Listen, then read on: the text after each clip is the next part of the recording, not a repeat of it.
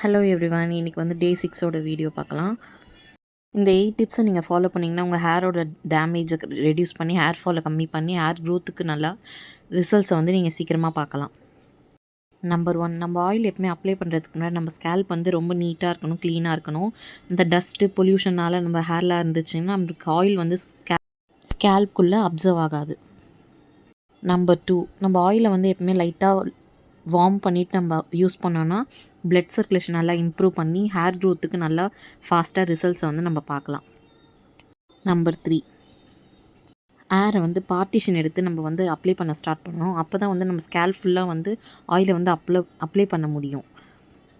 Side by side எடுத்திங்கன்னா உங்களுக்கு எல்லா இடத்துலையும் ஆயில் அப்ளை பண்ணிவிட்டு ஸ்கேல்ப் ஃபுல்லாக ஃபோக்கஸ் பண்ணி எல்லாமே இடத்துல நமக்கு ஆயில் அப்ளை ஆச்சுன்னா சீக்கிரமாக ஹேர் க்ரோத்தை நம்ம பார்க்கலாம்.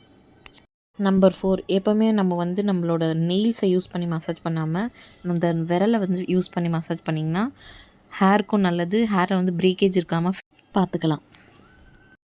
நம்பர் 5, உங்களோட விரலை வச்சு நல்லா சர்க்குலர் மோஷனில் மசாஜ் பண்ண ஸ்டார்ட் பண்ணுங்கள். ஸ்ட்ரெஸ் ஃப்ரீயாகி ஹேர் க்ரோத்தை சீக்கிரமாக நீங்கள் பார்ப்பீங்க.